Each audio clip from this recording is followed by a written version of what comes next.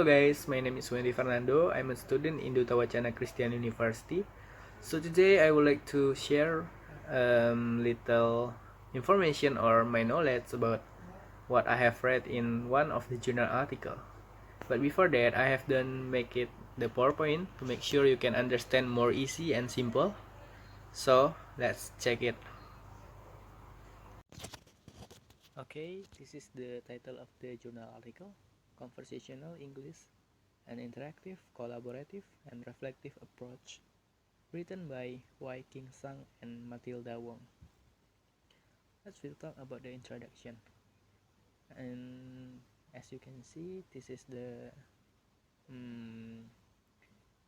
statement about the researchers about what is conversation. First, conversations are listener or person oriented by Brown and Yale. Second, as in other speaking tasks, a conversation requires the speaker to face temporal constraints and the social pressures of face-to-face interaction by Cave. Third, a conversation is truly communicative event which is a dynamic exchange in which linguistic competence must adapt itself to the total informational input, both linguistic and paralinguistic, by Safinan. And then conversations begin with greetings and progress through Venus order move.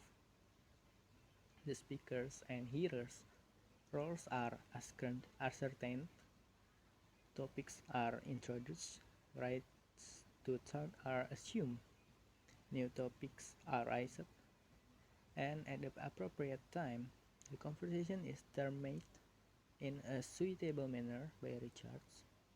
And then, put briefly, the speaker and the hearer have to take the initiative, ask questions, or express disagreement in the conversations, all of which require a command of particular language features and which can be learned by Underhill. After we listen about the statement from the researchers, so this is the opinion about the researchers. In the researchers' opinion, traditional conversation classes in Hong Kong are characterized by the following features. First, input.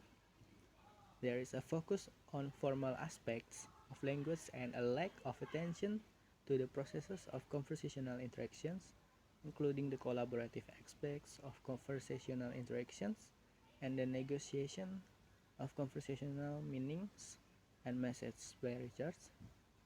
Class input is typically provided by the teacher. Second, error treatment and feedback. Errors are corrected by the teacher and the teacher alone during the practice, or forgotten entirely after it, with little attention to paralinguistics. Third, role of teacher. The teacher is the sole source of input and feedback and often a dominating participant in the practice, exemplifying a typical pattern of teacher stimulus followed by student response, further followed by teacher evaluation of student response by long. So I can get that in Hong Kong classes, they using PPP methods or presentation, practice, and production. To avoid the counterproductive aspects of a traditional conversation class, the present program incorporated by the following features. The first one is brainstorming vocabulary with the learners as a source of input, addressing features 1 and 3 above. The next slide, the before slide, and second, using conversation starters, which are statement expressing an opinion, making a suggestion, or describing effects to trigger realistic communications, addressing feature 1. Videotaping students' conversational practice in the teacher's absence from the conversation to minimize threat and to maximize learner participations, addressing feature 2 and 3. Reviewing tapes for intensive self and peer feedback, involving the learners actively in the learning process, addressing features 2 and 3. How about the method? The objective.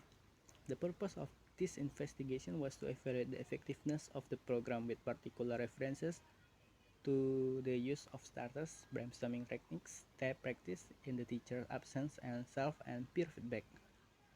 Through presentation, practice, and review, the student in the conversational English program aim to 1.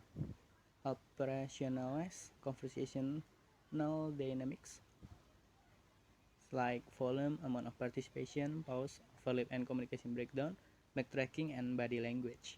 Second, build up conversational vocabulary through brainstorming and teacher prompts. Third, use the appropriate micro skills, forms and functions, and vocabulary to initiate, maintain, and terminate a conversation. The subject. And the writer have the 7 subjects were all Hong Kong Cantonese speakers who are learners of English as an auxiliary language. They were students from the Faculty of Humanities and Social Sciences, the Faculty of Business, and the Faculty of Science and Technology, recommended to the English Foundation program of the City Polytechnic of Hong Kong in year 1. Now let's talk about the program, the procedure. The conversational English program reported in this paper was of 15 hours duration, spread out over 8 weeks. In the first hour of the program, a need analysis in 2 parts was conducted. It included a questionnaires on conversational competence and a 20 minutes rating task on needs and expectations. In the second hour of the program, the student moved into 2 groups freely and had to type conversation using starters 1A and 1B appendix as a pretest. In the 10 hours following the needs analysis, the students were introduced to various conversational micro skills through demonstration audio-visual input, elicitations of interactional routines from the students, matching forms and function of conversational expressions and role plays. In the 13 hours, the student had to type conversational using starters 1A and 1B again as a post-test. They didn't know beforehand that these 2 starters would be used again in this week. In the 14th hour, the student evaluated what they had done in this conversational English program by completing the first 2 parts of the evaluations, a questionnaire, survey on the effectiveness of the program, and the 20-minute rating test on their thoughts and feeling about the program.